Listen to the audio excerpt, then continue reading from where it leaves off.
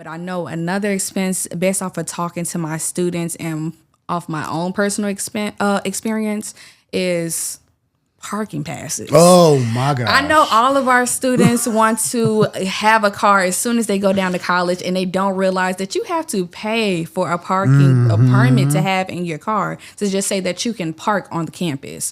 So that stuff costs, and if you don't pay for that parking permit, you might end up like Miss Hawkins with a bunch of parking tickets. Okay. And those parking tickets add up. They might say 25, but don't listen. When it's 25 on 25 on 25. Yes. Okay.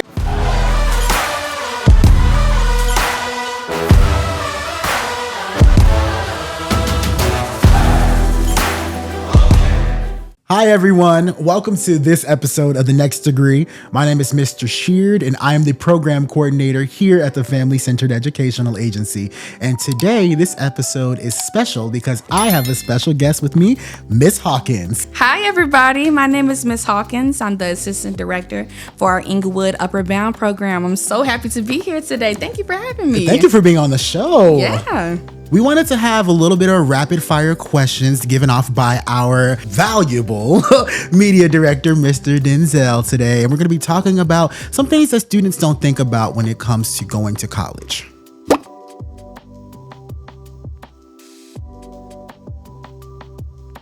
Ladies first. I think that one of the important costs that's often missed is just transportation. You know, I know a lot of our students want to travel far. They want to stay out of Illinois. They want to go to these HBCUs, and they don't often think about how much is it going to cost for me to actually get to campus, and how often do I have to return back home. There's costs from when you go to school, when you come back home during break times, or even at the end of the semesters during that winter break. I mean, you're going to come back and forth quite often, and I don't think that students often think about what that cost is going to be. Yeah, and another thing, like a lot of the times when students go out of state, like they really don't, like you said, they don't realize like they may have to pay an Amtrak ticket. They may have to get a Megabus ticket if we're still doing that, right? Or even an airline ticket to come home. But one cost that I was even thinking about was campus insurance. Yeah. Like a lot of the time students aren't under the impression that they're going to be under campus insurance, mainly because they're under their parents' insurance, right? So campus insurance is one of those hidden fees that they're just like, what is this extra charge? And that's something that they didn't know that they could remove, right? So that was one thing that I often think that is missed, campus insurance. That's a great point.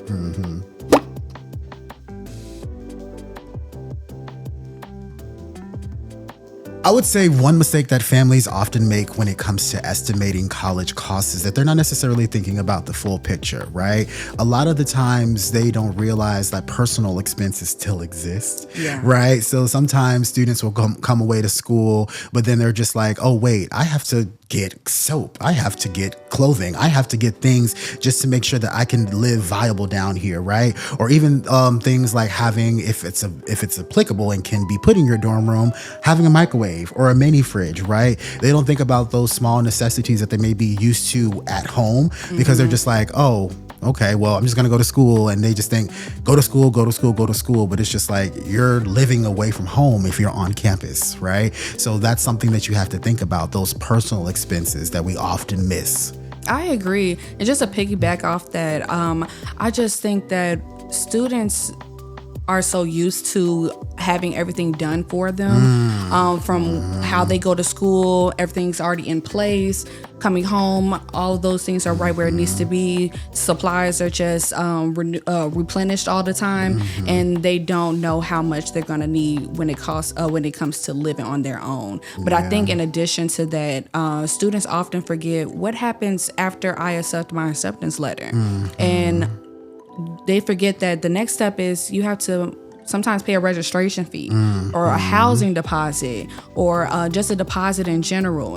And they just think like, oh, wait, where's this coming from? And don't realize that that can also be a little costly as well. I mean, it's best to maybe save at least $150 just in preparation for what's the next step after I accept this letter. You make a good point because a lot of the times, like you just said, students are so used to things being replenished for them automatically at home, right? And now when you get to the college level, there's this new sense sense of freedom that some students don't even really think about. Like, oh, I have to be responsible for getting my necessities. Oh, I have to be responsible from getting from campus to the local Walmart if I need to go there, right? So they don't really think about those things because it's so automatic and so programmed in their head. When they're at home, they're just used to this thing being the case. And now that they're on their own, they're just like, oh, I have to start figuring this stuff out on my own and start fending for myself. Oh, laundry costs. Oh, laundry costs. Yeah. Okay. Listen, if you don't take anything from this episode of the podcast, you all, laundry costs money. It does. So much money. It does. And especially if you let your laundry pile up. Yes. If you're one of those, even if you're one of those people that think, okay, I'm going to do my laundry all the time. If you're doing it like every other day, hey, them cost quarters. Those cost quarters, and they add up quick.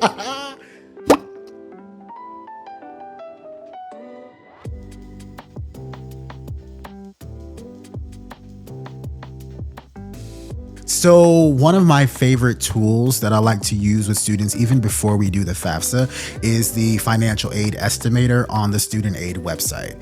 So the financial aid estimator is perfect for letting students know that based on their parents' income, that they're going to get X amount in financial aid. And then what I like to do is I like to tie it back to the actual cost of attendance on the actual school's websites. So as we know, schools will have the breakdown as to how much it costs in tuition per credit hour, how much fees cost per credit hour, what is the cost of room and board and stuff like that, right? So we take those direct costs and apply it to, let's just say, for example, if we wanted to go to U of I, right? And let's say the U of I costs $30,000 to attend, right? So we would take whatever's on that website and compare it to the financial aid that they're knowing they're receiving in the form of grants, or even if they know that they're getting a scholarship. Yeah. You really said amazing things, and I think you actually kind of informed me about something else as far as that estimator. I think the only thing I can possibly add to that is just when you get that financial aid award letter, just really take a look at how much is that housing, how much is the tuition and fees, how much is the meal plan, because I don't think that students are even expecting that you have to pay for meals on campus. Yeah. So that's going to kind of give you your a good estimate of what your direct costs are going to be. So just kind of look at that on top of that estimator that you mentioned. When you get that financial aid letter, talk to your TRIO counselor. They are in place to help you when it comes to deciphering those letters. The financial aid letter will literally tell you, this is how much it costs, this is the financial aid you're getting, and this is what you pay out of pocket, right? It breaks it down so seamlessly. So pay attention to those costs and ask your TRIO counselor if you are confused about anything.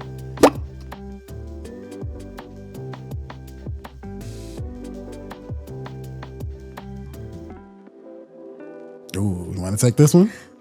I think that students should really look at what is the out-of-pocket gonna cost, and also look at the scholarships that you've been given, because a lot of times schools will offer scholarships for first-year students, and that's not something that carries over to the next years. So you should really look at what that agreement is when you accept the scholarships.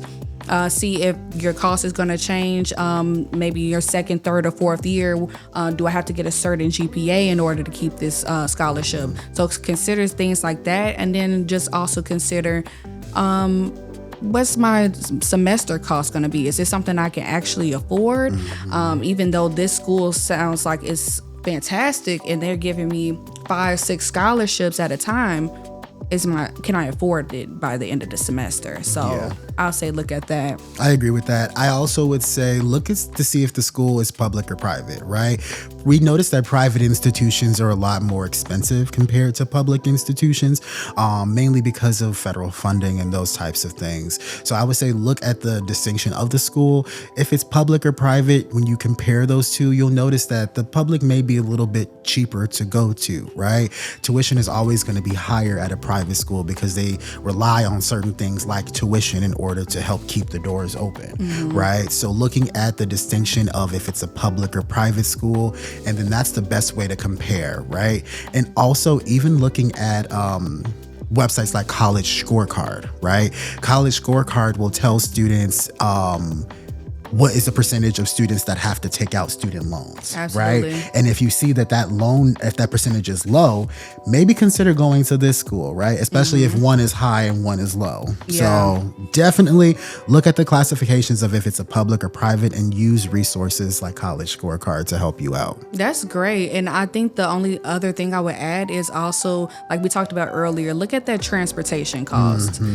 Because if you're going out of state, yeah, the tuition might be low, but if it costs a lot for you to travel back and forth to home, then that might make it look like it's not a good option in comparison to an in-state college, for instance. So just also try to consider that in your direct costs as well. Yeah, that's a good point to make.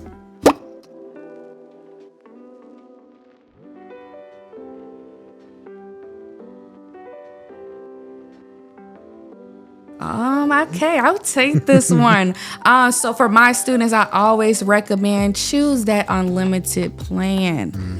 You're gonna eat a lot, and eventually, if you choose those by points because you think it's a cheaper option, you're not going to keep up with all of those points by the end of the semester. So in order for you to avoid that, just go ahead and go with that unlimited plan, because it's just going to make sure that you have a meal throughout that entire semester, even how many times you want to go in to eat. So for instance, if you just had a back-to-back classes and you just want a little snack to have and you don't want to actually spend any money off campus, you have that unlimited plan to kind of rely on. So I always recommend just going straight for that one instead of trying to penny pinch on the other ones, because it's going to be more cost effective in the long run. Yeah, I agree with that. I also, whenever I tell my students when it comes to picking a meal plan, I always have them think about how many meals do you actually eat a day?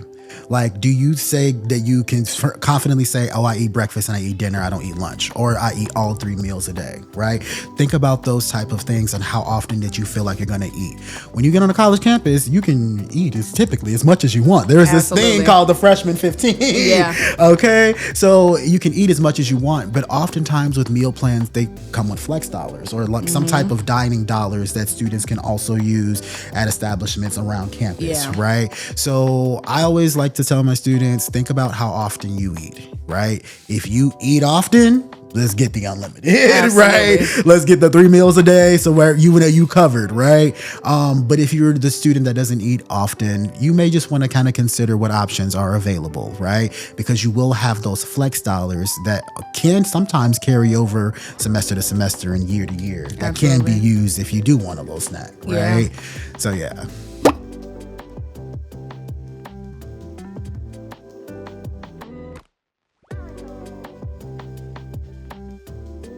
It's a major cost. Most of the time, living in the dorm is around maybe $10,000 a year. So living off campus, you could potentially take off that $10,000. I know for myself, I went to SIU Carbondale, so I was able to really save a bunch of money and even get a refund check just from moving off campus. But you do also have to consider how much your rent is in that area. If you cannot afford to pay your rent by month, then that might not be the best option. Because at the end of the day, your housing still can get covered through financial aid and whatever scholarships and grant money that you're receiving. So if that's not a reliable option for you, then I recommend then you just stay in the dorm. But it is a large cost to stay in that dorm. Also, what people don't think about is meals. So like, when you come think about room and board, that's covering where you are laying your head at night, but also how much you can eat often, right?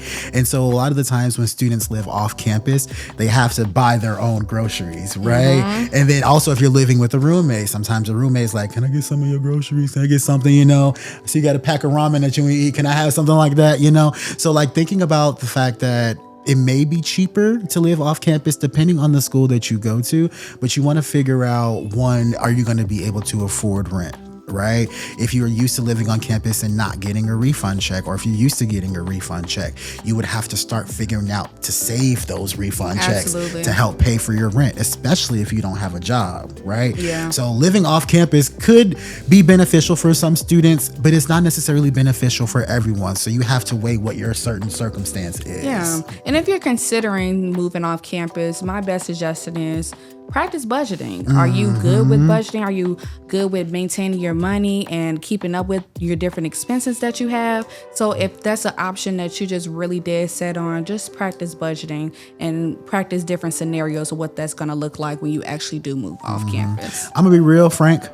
In college, budgeting was not my friend at all. Budgeting was the worst thing for me. It was so hard to even be able to say like, okay, well, I have this amount that I need for bills, but then I also have to make sure that, oh my gosh, my rent is still paid, right? Yeah. My car note's still paid, right? So budgeting was worse for me, right? So if you're the type of student that doesn't know how to manage a budget effectively, maybe live on campus, because at that point it's kind of easier for you to understand, well, financial aid is going to help cover housing and stuff like And that. that's just basically being realistic with yourself and knowing who you are. If you know that you recognize that you're that type of person or that's something that you struggle with, then fully accept that and make the best decision that's for you. Yeah. I know for me personally, like I said, I did move off campus after that first year, actually. Okay. Yeah, I moved off campus after that first year. I'm extremely good with budgeting. I figured out how much I was going to get on the refund check, how much was going to be taken off my tuition. I also had an outside scholarship outside of the actual school for like $6,000. And I was able to use that scholarship money to pay up for the entire year of my rent. That's smart. So that actually worked out for me to do that. I did also take advantage of government assistance, like the link. Oh, yeah. Yeah, so I was able to buy groceries with my link card, and I also made sure that I had an on-campus job to be able to just pay for other expenses that I was going to run into. Because, I mean, of course, you're still going to have your personal items that you need to purchase or just in general that you want to spend money on. So I was able to kind of look at all of those different things and have different resources, but I was also able to make sure that my rent was going to be taken care of. Yeah. So you can also use those scholarship dollars for that, if those scholarships come to your pocket. But you bring up a good point about the link card. Like a lot of times the students don't realize when they get to college age that they can apply for their own link card. Absolutely. And get their own type of SNAP funds available Yes, you to don't them. have to stay under your parents anymore, because at this point you're an adult. So you can go ahead and apply it as long as you have a job. Yes. Okay. As long as you have a job, you absolutely qualify to get a link card. I forgot how much money you usually get from that. It's from different circumstances and based on how much money you're getting paid, but you qualify for that. So take advantage of all the government assistance or any type of assistance that they may have on campus. I know on my campus, they also had a food pantry. So if that's an option for you, go ahead and check out that food pantry and don't feel shamed to go ahead and get those free groceries to make sure that you're all right for the week. Thank you for bringing up a food pantry. That's that's another thing students don't realize. Yeah. If you can't get groceries on your own accord, visit your campus's food pantry. Yes. 9 times out of 10, they have a food pantry that you Yeah. can get food from. I mean, all of these schools have a plethora of different resources that you can take advantage of. It's you having to do the research in order to find it, because they're not going to be sending out email blasts often or just showing advertisement like that. You have to actually go out and look for that information, and you'll be happy that you did. Research is key, kids. Research is key.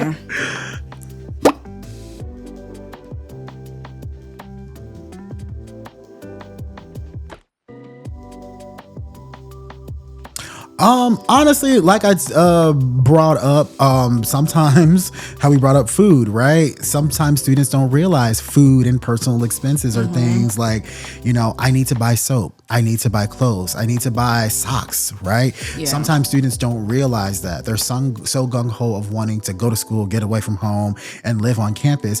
But they forget, like, things don't auto replenish in real life, like how they're used to at home, right? So just those personal expenses that they're gonna need, or even certain, sometimes often book expenses as well on campus. Yeah, absolutely.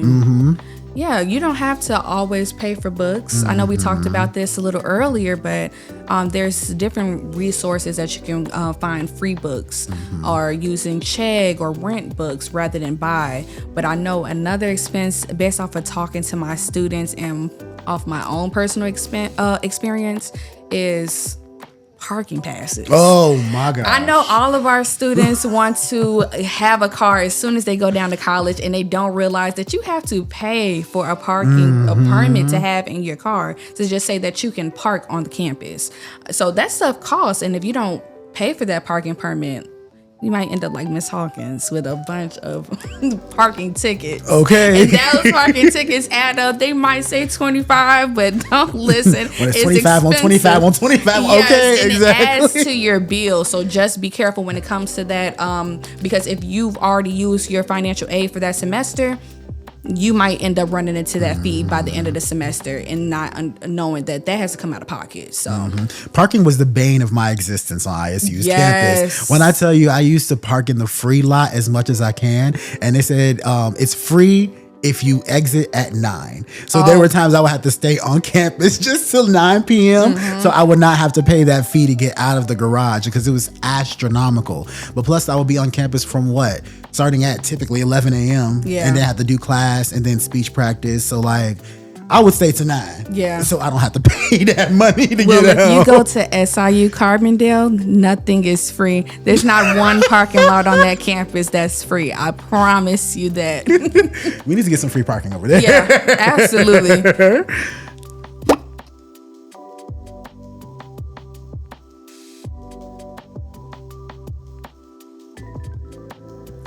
That's a great one. I was actually just talking to one of my graduate students and just talking about the book costs. I know we talked about that, but a lot of times there are mandatory programs that you have to purchase for school.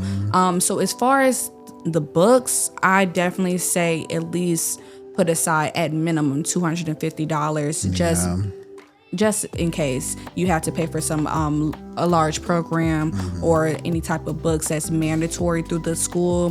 But that's just for books specifically. Did you have anything else for, that you recommended? I think that you hit that on the head exactly because again, a lot of the time students don't realize that there may have to be something that they have to pay. Yeah. Like let's say, for example, a certain thing or a certain scholarship didn't come through in time and you may have to pay a balance of $500 just to kind of be able to register, right? Yeah. So like having it like you said, at least $250, honestly all the way up to $500 put away for anything that could possibly pop up.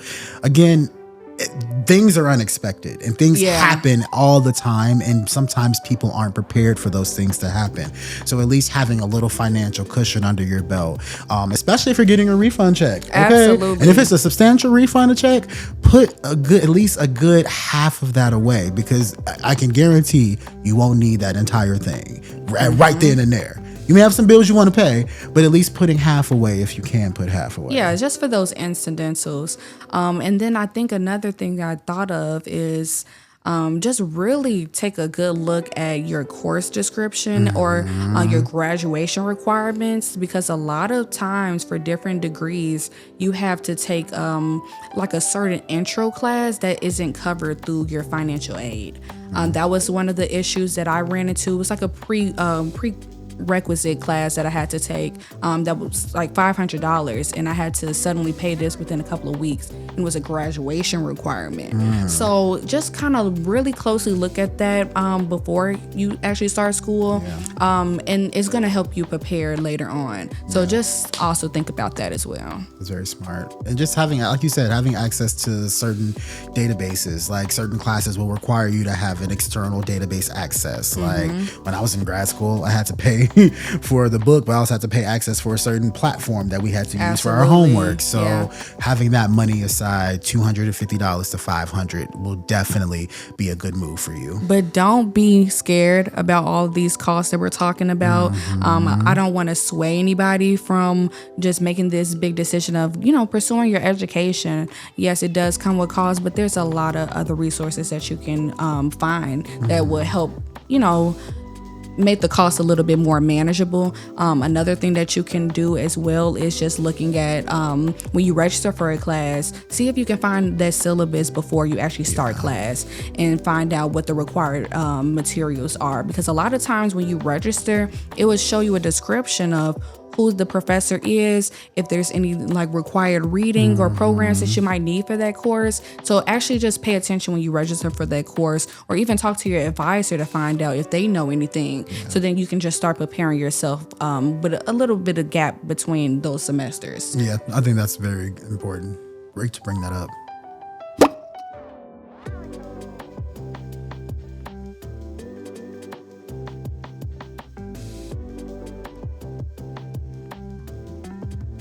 Honestly, make a friend on campus before you need a friend. So a lot of the time students don't realize that talking to advising, talking to financial aid, talking to the bursar's office can open up doors for them that they may not even have realized, right?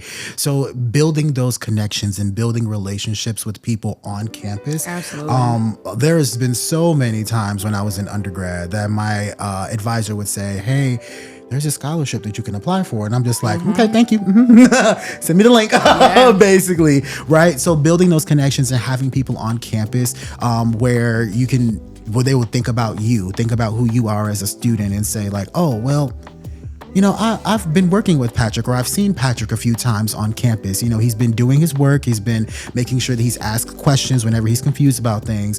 You know, maybe he could benefit from this scholarship, right? Absolutely. So yeah, making those connections on campus. You have anything to add to that? I can relate to that. That's actually how I got my grad assistantship. I worked in the engineering building, and I had a close relationship with my boss there, and he knew that I was about to graduate, and he really wanted to keep me on. He really inspired me to get my master's. That wasn't even an idea that I thought of or thought was a possibility. And he just assured me that he was going to make that happen for me by offering me that grad assistantship. I mean, that's something that's usually offered to engineering students since I was working in that department. So for me to be going to get my MBA and getting this grad assistantship from engineering, I mean, who would have thought that something like that would happen? So those connections really do matter. And I mean, college is really about networking in general. Yes.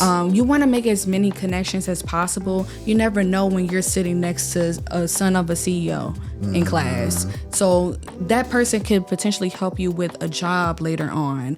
Or just the fact that you can say, hey, let's all put in money for this one book, and then we all share it instead of us all paying for this individual book, because, you know, we've grown a connection and we're all taking the same classes together. I know I did that a bunch of times, or since I worked in that engineering building, I was able to say, let me take the book. I'm going to take this to this office. I'm going to make copies and print this off of pamphlets of all of the pages in the book, so then we can be prepared for class. So those connections really do make a difference. Fun fact, Miss Dillon, who is our talent search director, she was in grad school when I was in undergrad at Illinois State. And honestly, she's the reason I have the job today here at FASIA, right? So building those connections with people, you never know who you're sitting next to and how they can impact your future in the long run, right? Yeah. So building connections is the biggest way that I can recommend helping students when it comes to having any type of fear of any type of college cost they may have.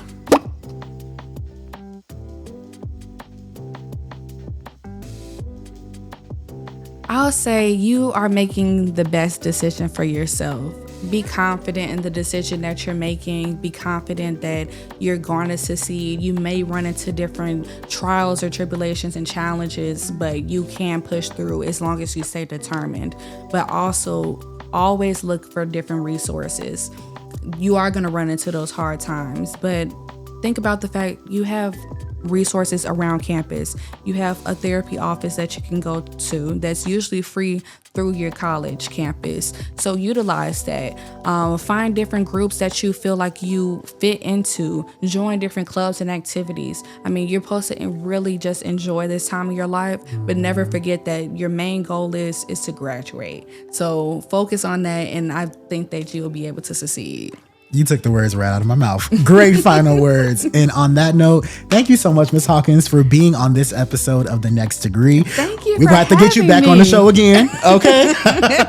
And as always, thank you so much for watching this episode of The Next Degree. Make sure you follow us on all of our social media platforms at FASIA Trio. Till next time. See ya.